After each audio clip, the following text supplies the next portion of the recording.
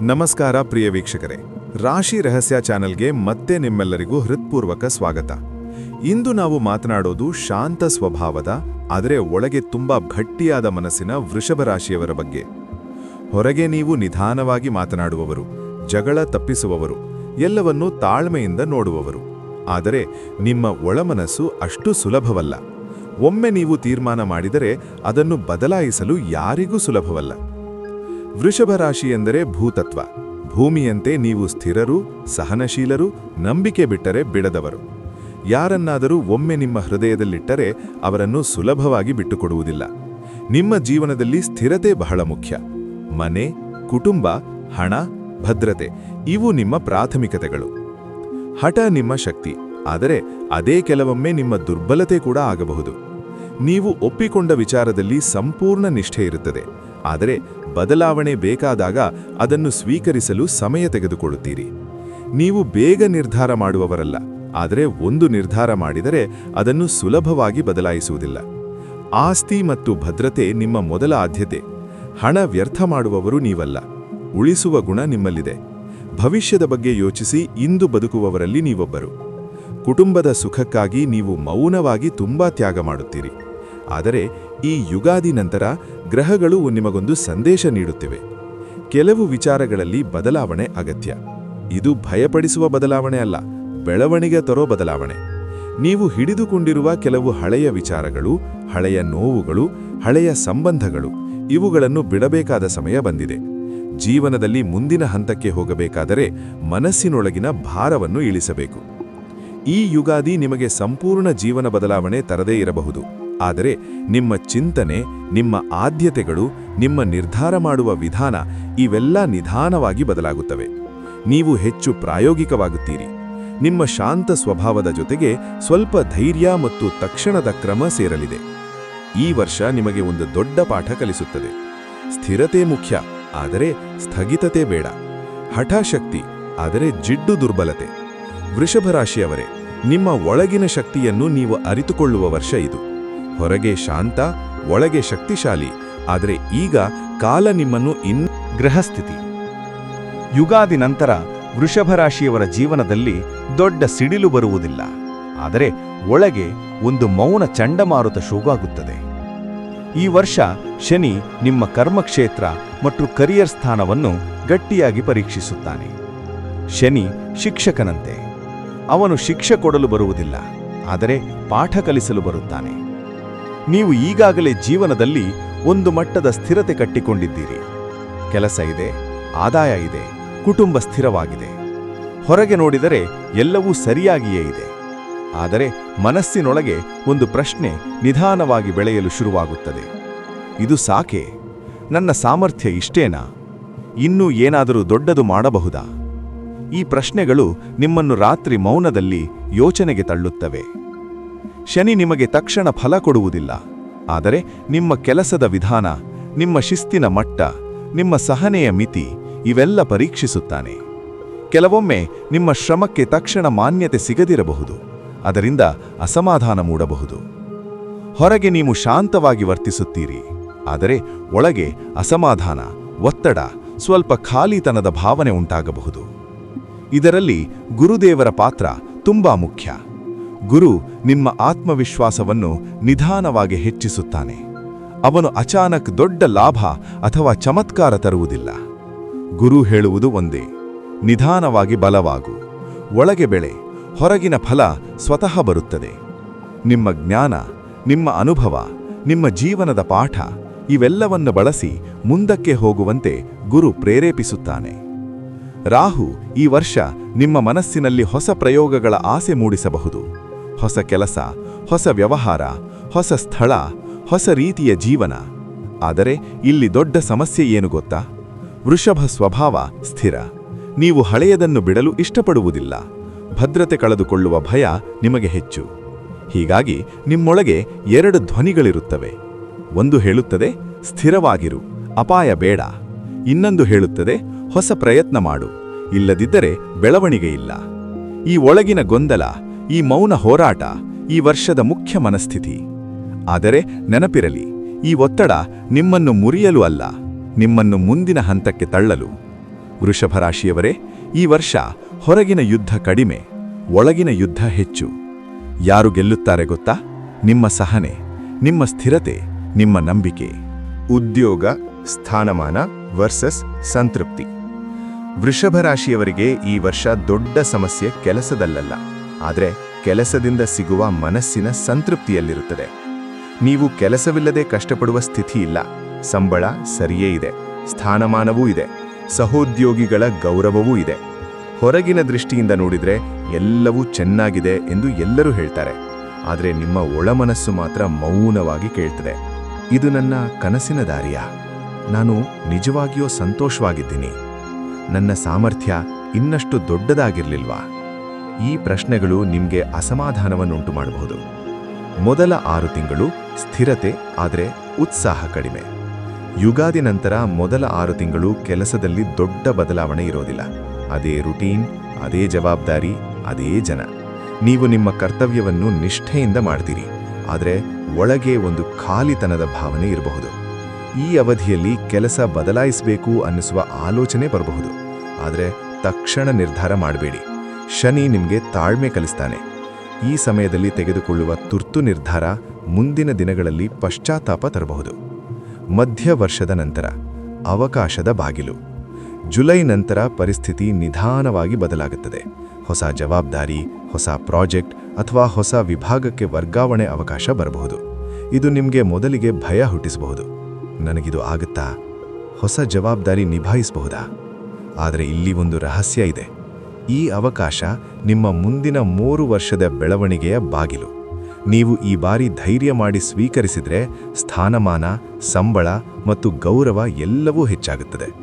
ವೃಷಭ ರಾಶಿಯವರು ಸಾಮಾನ್ಯವಾಗಿ ಭದ್ರತೆಯನ್ನು ಬಿಡಲು ಇಷ್ಟಪಡೋದಿಲ್ಲ, ಆದರೆ ಈ ವರ್ಷ ಸಣ್ಣ ಧೈರ್ಯ ದೊಡ್ಡ ಫಲ ಕೊಡುತ್ತದೆ.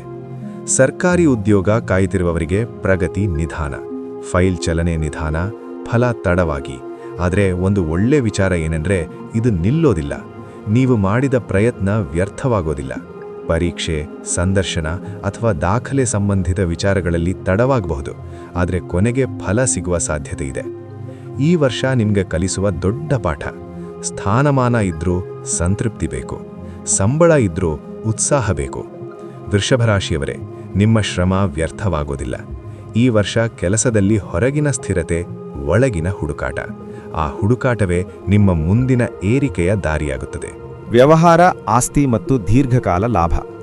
ವೃಷಭರಾಶಿಯವರಿಗೆ ಈ ವರ್ಷ ವ್ಯವಹಾರದಲ್ಲಿ ತಕ್ಷಣದ ಚಮತ್ಕಾರವಿಲ್ಲ, ಆದರೆ ದೀರ್ಘಕಾಲದ ಗಟ್ಟಿಯಾದ ನೆಲೆಬಾಳಿಕೆ ಇದೆ. ನಿಮ್ಮ ರಾಶಿಯ ಸ್ವಭಾವವೇ ಸ್ಥಿರತೆ. ಆದ್ದರಿಂದ ಈ ವರ್ಷವೂ ಅದೇ ತತ್ವ ಕೆಲಸ ಮಾಡುತ್ತದೆ. ನಿಧಾನವಾಗಿ ಬೆಳೆಯಿರಿ, ಆದರೆ ಶಾಶ್ವತವಾಗಿ ಬೆಳೆಯಿರಿ. ಆಸ್ತಿ, ಜಮೀನು, ಬಂಗಾರ, ಕನ್ಸ್ಟ್ರಕ್ಷನ್ ಸಂಬಂಧಿತ ವಿಚಾರಗಳಲ್ಲಿ ಈ ವರ್ಷ ಶುಭ ಸೂಚನೆ ಇದೆ. ಜಮೀನು ಖರೀದಿ, ಮನೆ ನಿರ್ಮಾಣ, ರಿನೋವೇಷನ್ ಅಥವಾ ರಿಯಲ್ ಎಸ್ಟೇಟ್ ಹೂಡಿಕೆ ಇವುಗಳಲ್ಲಿ ನಿಧಾನವಾದ ಆದರೆ ಸುರಕ್ಷಿತ ಲಾಭ ಸಾಧ್ಯ. ತಕ್ಷಣ ಹಣ ಡಬಲ್ ಆಗುವ ನಿರೀಕ್ಷೆ ಬೇಡ, ಆದರೆ 1-2 ವರ್ಷಗಳಲ್ಲಿ ಮೌಲ್ಯ ಹೆಚ್ಚಾಗುವ ಸಾಧ್ಯತೆ ಹೆಚ್ಚು. ವಿಶೇಷವಾಗಿ ಕುಟುಂಬದ ಸಲಹೆ ಪಡೆದು ಹೂಡಿಕೆ ಮಾಡಿದರೆ ಲಾಭ ಹೆಚ್ಚಾಗುತ್ತದೆ. ಬಂಗಾರ ಖರೀದಿ ಅಥವಾ ಚಿನ್ನ ಸಂಬಂಧಿತ ವ್ಯವಹಾರ ಮಾಡುವವರಿಗೆ ಉತ್ತಮ ವರ್ಷ. ಸಣ್ಣ ಮಟ್ಟದ ಹೂಡಿಕೆ ಕೂಡ ಮುಂದೆ ದೊಡ್ಡ ಬೆಂಬಲ ಆಗಬಹುದು. ತಕ್ಷಣದ ಲಾಭಕ್ಕಿಂತ ನಿಧಾನ ಬೆಳವಣಿಗೆ. ಈ ವರ್ಷ ವೃಷಭರಾಶಿಯವರು ಬೇಗ ಲಾಭ ಕೊಡುತ್ತೇವೆ ಎನ್ನುವ ಯೋಜನೆಗಳಿಗೆ ಸೆಳೆಯಬಹುದು, ಆದರೆ ಅದು ನಿಮ್ಮ ಸ್ವಭಾವಕ್ಕೆ ಸರಿಹೊಂದುವುದಿಲ್ಲ. ರಾಹುವಿನ ಪ್ರಭಾವದಿಂದ ಹೊಸ ರಿಸ್ಕ್ ಇರುವ ವ್ಯವಹಾರಕ್ಕೆ ಮನಸ್ಸು ಹೋಗಬಹುದು, ಆದರೆ ನೆನಪಿರಲಿ, ನಿಧಾನವಾಗಿ ಬೆಳೆಯುವ ವ್ಯವಹಾರವೇ ನಿಮಗೆ ಉತ್ತಮ. ಮಾಸಿಕ ಲಾಭ ಕಡಿಮೆ ಇದ್ದರೂ ನಿರಂತರವಾಗಿ ಬರುತ್ತಿರುವ ಆದಾಯ ನಿಮಗೆ ಶಾಂತಿ ಕೊಡುತ್ತದೆ. ನಿಮ್ಮ ರಾಶಿಯ ಶಕ್ತಿ ಕನ್ಸಿಸ್ಟೆನ್ಸಿ. ಅದನ್ನು ಬಳಸಿ ಮುಂದಕ್ಕೆ ಹೋಗಬೇಕು. ಹಳೆಯ ಗ್ರಾಹಕರ ಮಹತ್ವ. ಈ ವರ್ಷ ಹೊಸ ಗ್ರಾಹಕರಿಗಿಂತ ಹಳೆಯ ಗ್ರಾಹಕರ ವಿಶ್ವಾಸವೇ ನಿಮ್ಮ ದೊಡ್ಡ ಸಂಪತ್ತು. ಹಳೆಯ ಸಂಪರ್ಕಗಳು ಮತ್ತೆ ಸಕ್ರಿಯವಾಗುತ್ತವೆ. ಒಮ್ಮೆ ನಿಮ್ಮ ಮೇಲೆ ನಂಬಿಕೆ ಇಟ್ಟವರು ಮತ್ತೆ ನಿಮ್ಮತ್ತ ಬರುತ್ತಾರೆ. ಅವರ ಜೊತೆ ಸಂಬಂಧ ಕಾಪಾಡಿಕೊಳ್ಳಿ. ಸಣ್ಣ ಲಾಭ ಕೊಟ್ಟರೂ ಸಂಬಂಧ ಉಳಿಸಿ. ಆ ಸಂಬಂಧವೇ ಮುಂದೆ ದೊಡ್ಡ ಒಪ್ಪಂದ ತರಬಹುದು. ಹೊಸ ಯೋಜನೆ, ನಿಧಾನ ಆರಂಭ, ದೊಡ್ಡ ಫಲ. ನೀವು ಒಂದು ಹೊಸ ಯೋಜನೆ ಅಥವಾ ಸಣ್ಣ ವ್ಯವಹಾರವನ್ನು ನಿಧಾನವಾಗಿ ಆರಂಭಿಸಿದರೆ ಆರಂಭದಲ್ಲಿ ಹೆಚ್ಚು ಗಮನ ಸೆಳೆಯದಿರಬಹುದು, ಆದರೆ 2 ವರ್ಷಗಳಲ್ಲಿ ಅದು ದೊಡ್ಡ ಮಟ್ಟಕ್ಕೆ ಬೆಳೆಯುವ ಸಾಧ್ಯತೆ ಇದೆ. ಮೊದಲ ವರ್ಷ ನೆಲೆಬಾಳಿಕೆ, 2ನೇ ವರ್ಷ ವಿಸ್ತರಣೆ, 3ನೇ ವರ್ಷ ಲಾಭದ ಸ್ಪಷ್ಟ ರೂಪ. ಇದು ತಕ್ಷಣದ ಯಶಸ್ಸಿನ ವರ್ಷವಲ್ಲ, ಆದರೆ ಭವಿಷ್ಯದ ದೊಡ್ಡ ನೆಲೆ ಹಾಕುವ ವರ್ಷ. ವೃಷಭರಾಶಿಯವರೇ, ಈ ವರ್ಷ ನಿಮ್ಮ ಧೈರ್ಯ ವೇಗದಲ್ಲಲ್ಲ, ಸ್ಥಿರತೆಯಲ್ಲಿ. ಸಹನೆ ಇಟ್ಟರೆ ಹಣ ಬರುತ್ತದೆ, ಜಾಣ್ಮೆ ಇಟ್ಟರೆ ಆಸ್ತಿ ಹೆಚ್ಚುತ್ತದೆ, ನಂಬಿಕೆ ಉಳಿಸಿಕೊಂಡರೆ ದೀರ್ಘಕಾಲ ಲಾಭ ಖಚಿತ. ಹಣ ಸಂಗ್ರಹ ಮನೋಭಾವ. ವೃಷಭ ರಾಶಿಯವರೇ, ಈ ವರ್ಷ ನಿಮ್ಮ ಪ್ರಮುಖ ಫೋಕಸ್ ಹಣ ಸಂಪಾದನೆಗಿಂತ ಹೆಚ್ಚು ಹಣ ಉಳಿಸುವುದರ ಮೇಲೆ ಇರುತ್ತದೆ. ನೀವು ಸಹಜವಾಗಿಯೇ ಸಂಗ್ರಹ ಮನೋಭಾವ ಹೊಂದಿರುವವರು, ಆದರೆ ಈ ವರ್ಷ ಅದು ಇನ್ನಷ್ಟು ಬಲವಾಗುತ್ತದೆ. ನೀವು ಖರ್ಚು ಮಾಡುವ ಮೊದಲು 2 ಬಾರಿ ಯೋಚಿಸುತ್ತೀರಿ, ಇದು ಅಗತ್ಯವೇ ಎಂಬ ಪ್ರಶ್ನೆ ಮನಸ್ಸಿನಲ್ಲಿ ಬರುತ್ತದೆ. ಅನಗತ್ಯ ಖರ್ಚುಗಳನ್ನು ಕಡಿಮೆ ಮಾಡುವ ನಿರ್ಧಾರ ತೆಗೆದುಕೊಳ್ಳುತ್ತೀರಿ. ಕುಟುಂಬದ ಭದ್ರತೆ, ಭವಿಷ್ಯದ ಸುರಕ್ಷತೆ ಇವುಗಳೇ ನಿಮ್ಮ ಆದ್ಯತೆ. ಅಚಾನಕ್ ಲಾಭ ಇಲ್ಲ, ಆದರೆ ಸ್ಥಿರ ಹರಿವು ಇದೆ. ಈ ವರ್ಷ ಲಾಟರಿ ತರಹ ಅಚಾನಕ್ ದೊಡ್ಡ ಹಣ ಬರುವ ಸೂಚನೆ ಕಡಿಮೆ. ಯಾರಾದರೂ ಹೇಳುವ ಒಮ್ಮೆ ಹೂಡಿಕೆ ಮಾಡಿ ಡಬಲ್ ಆಗುತ್ತದೆ ಎಂಬ ಆಮಿಷಗಳಿಂದ ದೂರವಿರಿ. ಆದರೆ ಒಂದು ಒಳ್ಳೆಯ ವಿಷಯವೇನೆಂದರೆ ಹಣದ ಹರಿವು ನಿಲ್ಲುವುದಿಲ್ಲ, ನಿಮ್ಮ ಆದಾಯ ಸ್ಥಿರವಾಗಿರುತ್ತದೆ.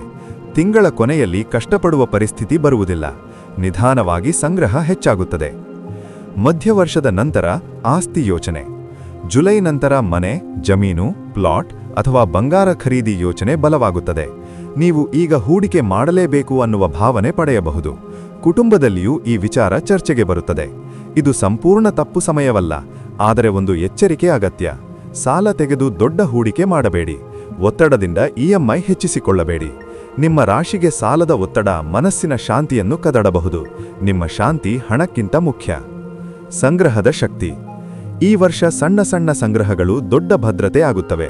ನೀವು ಹಾಕಿದ ಸಣ್ಣ ಎಫ್ಡಿ, ಚಿನ್ನದ ಖರೀದಿ ಅಥವಾ ರಿಕರಿಂಗ್ ಡೆಪಾಸಿಟ್ ಇವು 2 ವರ್ಷಗಳಲ್ಲಿ ದೊಡ್ಡ ನೆರವಾಗುತ್ತವೆ.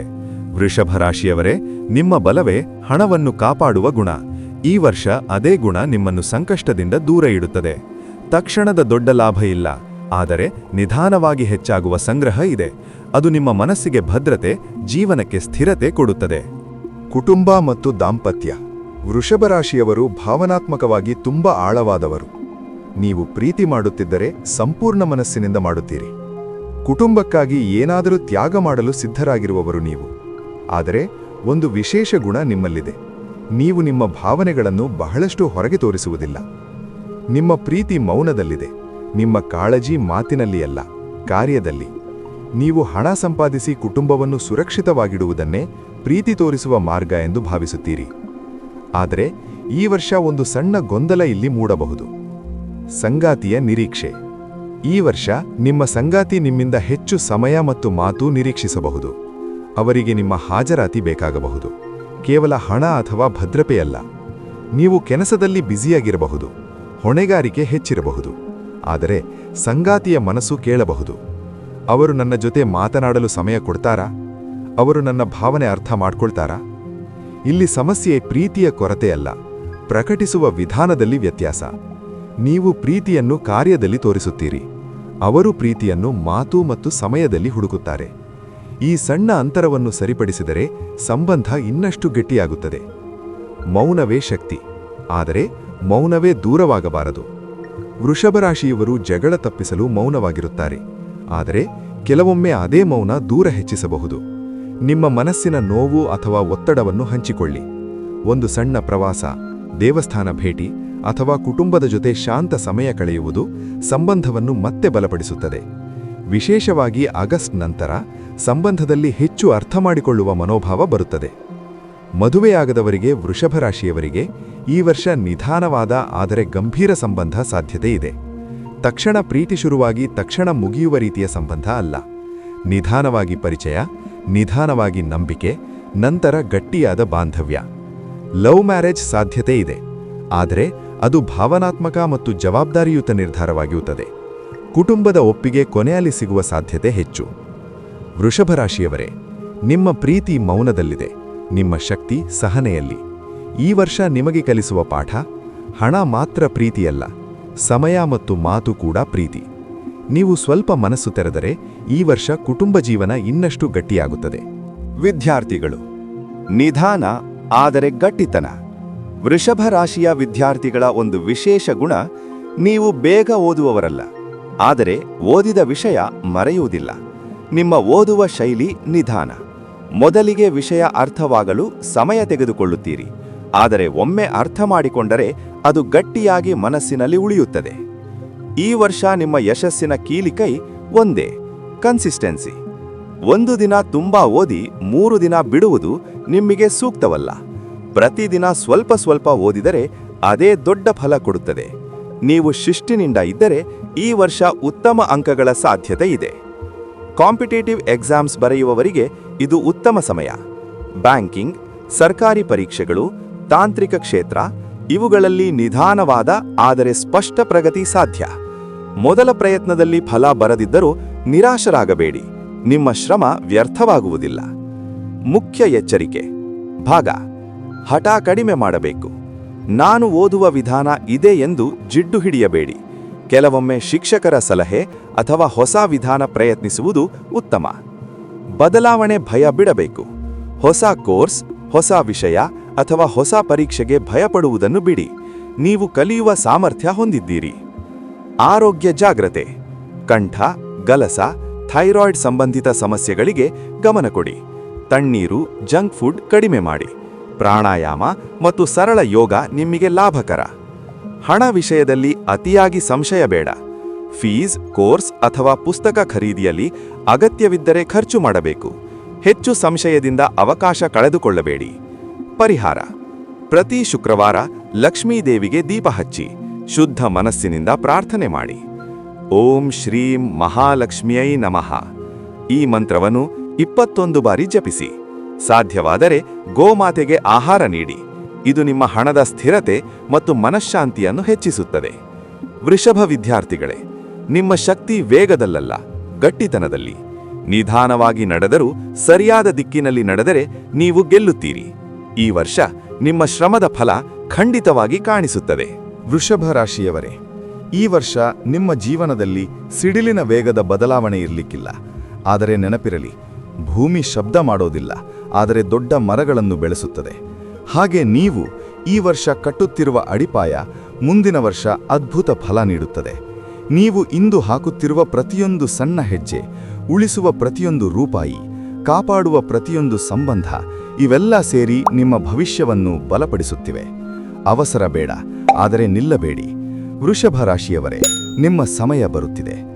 ವಿಡಿಯೋ ನಿಮಗೆ ಇಷ್ಟವಾದರೆ ಲೈಕ್ ಮಾಡಿ, ಶೇರ್ ಮಾಡಿ ಮತ್ತು ರಾಶಿ ರಹಸ್ಯ ಚಾನೆಲ್ ಅನ್ನು ಈಗಲೇ ಸಬ್ಸ್ಕ್ರೈಬ್ ಮಾಡಿ. ನಿಮ್ಮ ರಾಶಿ ಕಮೆಂಟ್ನಲ್ಲಿ ಬರೆಯಲು ಮರೆಯಬೇಡಿ.